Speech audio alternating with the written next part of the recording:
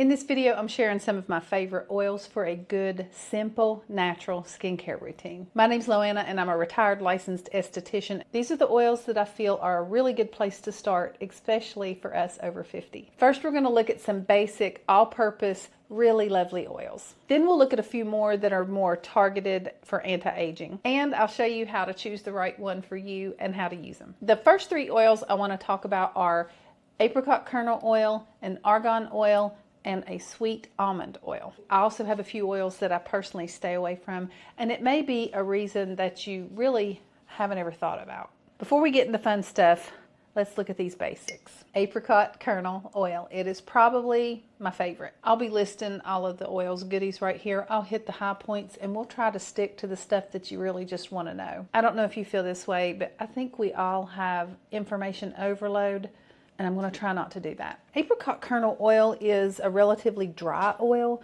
with a comedogenic rating of a 2. Apricot kernel oil is ideal for someone with dry or combination skin due to its moisturizing and its really nourishing properties. It's a very lightweight oil and it absorbs really well, and it's excellent for protecting the skin barrier. Real quick, all of these oils have a comedogenic rating below 2, a 2 or below.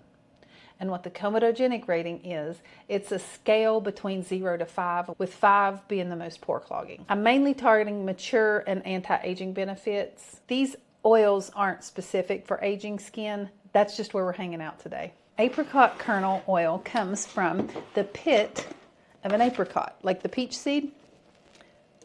And if you open that up, there's one of these little tiny seeds inside. They're a whole lot like an almond, but they're pretty bitter and they're really good for the prostate. But I don't have one of those. Anyway, apricot kernel oil is high in antioxidants, vitamin A, vitamin E, fights free radicals, and improves the skin tone. This is an oil that I feel most skin types could use just fine, especially for more mature skin. Next is the argan oil. I would say this is the next lightest feeling oil. It's still really light, but it takes a bit longer to absorb than the apricot kernel oil did. That's hard to say. Argan oil is a really hydrating oil. It improves elasticity. These oils that I'm calling your basic oils, they're oils that you could use them alone. But these oils, we're going to use them as a carrier oil for the more targeting oils that we're going to cover in a minute. Also, all of these oils are going to be rich in a lot of the similar things. Mainly our goal is to find out which one are more compatible with your skin type, what's going to feel good, and they're also going to come in handy in the next video when we talk about oil cleansing. The last basic oil is sweet almond oil. Now this isn't like your regular almonds, it is a sweet almond oil. They are very specific, so don't get almond oil. Make sure it's sweet almond oil. This one may be the heaviest feeling of the three. It is lovely, it's just a bit more emollient. It's good for locking in moisture, and it has, same as the others, vitamin A and E, antioxidants, all the goodies. It's a lovely oil. So my number one pick for the basic oil would be the apricot kernel oil. It's light and it absorbs really quickly and it's full of all kinds of goodies. Argan oil is probably best if you're still finding that you get a little oily even after menopause. And for you with the drier, more dehydrated skin, the almond oil, I think, would be a good place to start. Now, these are all just starting points. It's going to be trial and error. We're all so different. The oils I don't use. Now these are good, lovely oils that have wonderful skin benefits.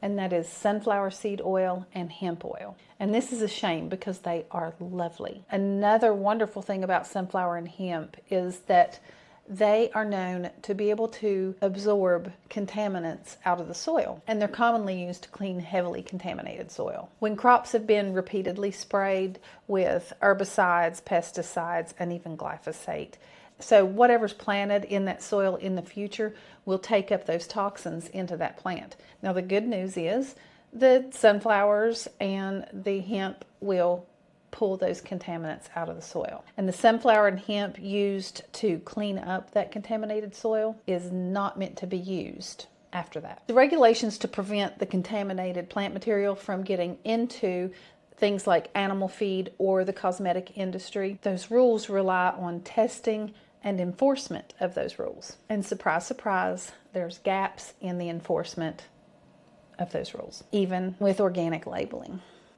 And to quote Forrest Gump, that's all I have to say about that. And these things may not bother you, and that's fine. I just thought it was something that a lot of people may not know.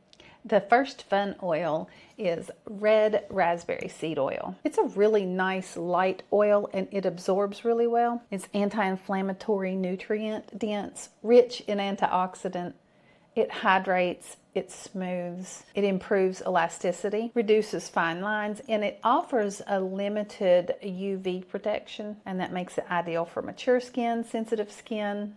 And that UV protection is one of the reasons I like the red raspberry seed oil for the daytime. The red raspberry seed oil really helps protect our natural skin barrier. My number one anti-aging tip, I don't care how old you are, is protect your natural skin barrier.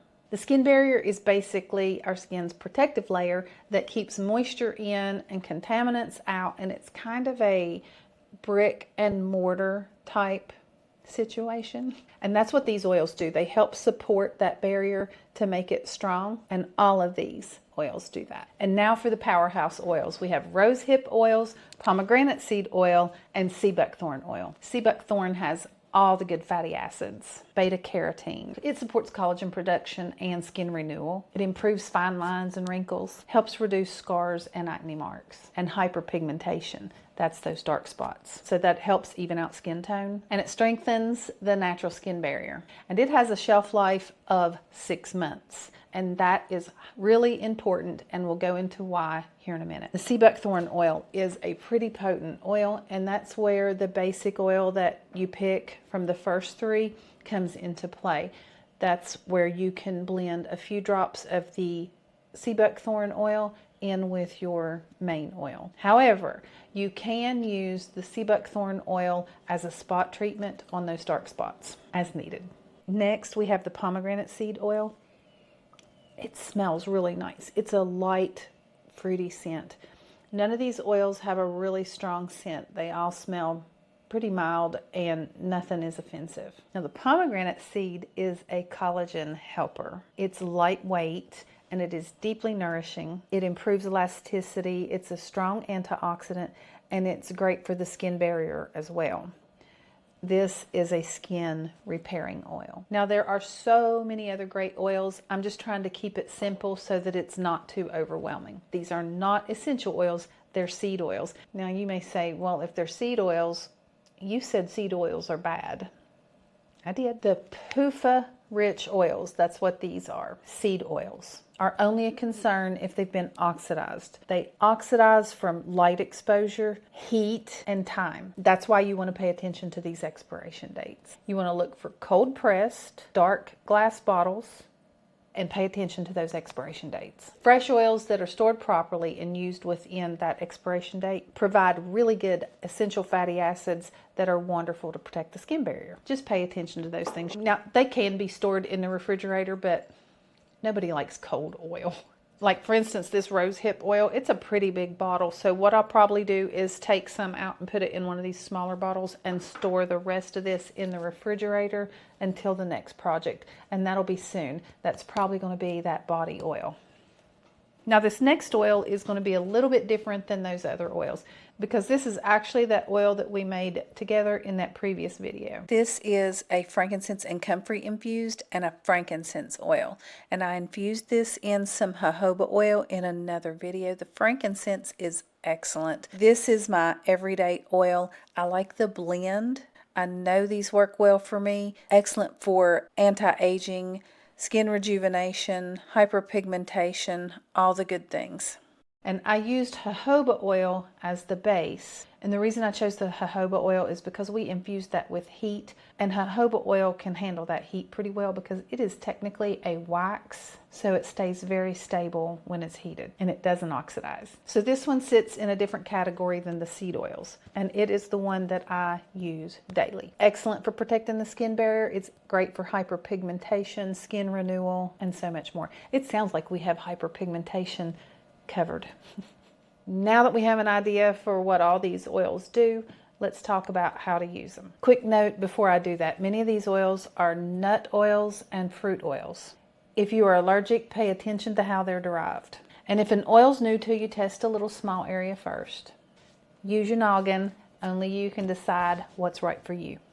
Now, how are we going to use all these yummy oils? Right now, my routine is very simple. I cleanse and I oil cleanse. That's the very next video coming up. Then I use my glycerin and rosewater spray. I use the frankincense oil blend and the sea buckthorn seed oil and a little bit of castor oil. And I only use that at night. And sometimes I'll use a tallow balm. I'll do a few drops of each of the frankincense oil and then the sea buckthorn. Then I use the castor oil or the tallow balm. Most people do great with the castor oil. It is just sticky, so you might want to ease into that one.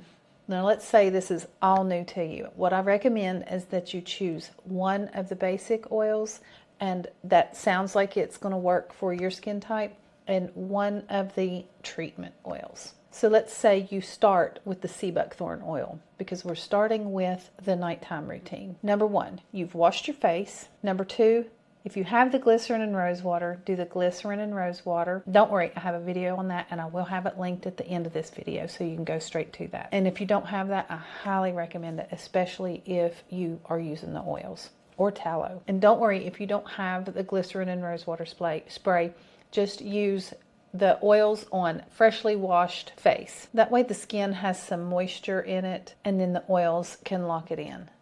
You don't leave your skin wet, dry it off, but a fresh washed face. You're going to place a few drops of, say, the sea buckthorn oil or whatever oil you choose, and a few drops of that other oil. Get that on your fingertips, and then you're going to apply it. And don't forget, you want to get your neck and chest as well. Then you're ready for bed. Now you can try this with the castor oil, but it's a bit sticky.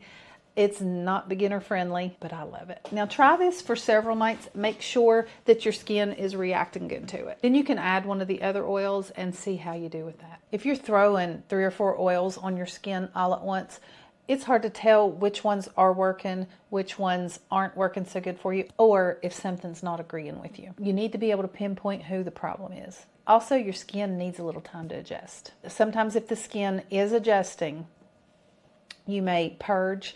Now, I'm not talking full on breakout and redness. If you get a few little bumps here and there, that may just be your skin purging. But if you are inflamed, breaking out real bad, red, you need to stop immediately. Now, once you know what you love, then you can maybe do a blend. Now, don't go mixing all these wonderful sounding oils. Take your time. I blended that frankincense and comfrey in a previous video, and I know that works for me. I've been using it for quite a while now. Now, I didn't add the castor oil to that blend. I like the flexibility of having the oils. That way I can use the castor oil or the tallow balm. Now, if you're a tallow person and you love using your tallow, these oils can just be added into the palm of your hand, a little bit of tallow, and just blend them around until they get combined and then add them. Or you can just add the oils to your face, then add your tallow. But don't forget your glycerin and rose water. You want the glycerin and rose water. If you bought an oil and it's not working for you, just set it aside. Some of these same oils work wonderful with blends for the body. It's not wasted. Once you have that nighttime routine figured out, you can start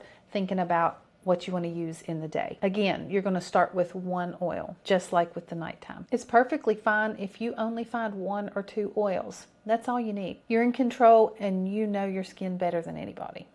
So for daytime, if I'm going to use makeup, I only use the glycerin and rose water spray, and then I apply my makeup. If that's all you do, that alone can get you started. Work on that nighttime routine, and then something as simple as the glycerin and rose water. One of the oils that I do recommend for the daytime is a good place to start is that red raspberry seed oil. It absorbs really good, and it is a really nice light oil, and it has that UV-ish protection. Support.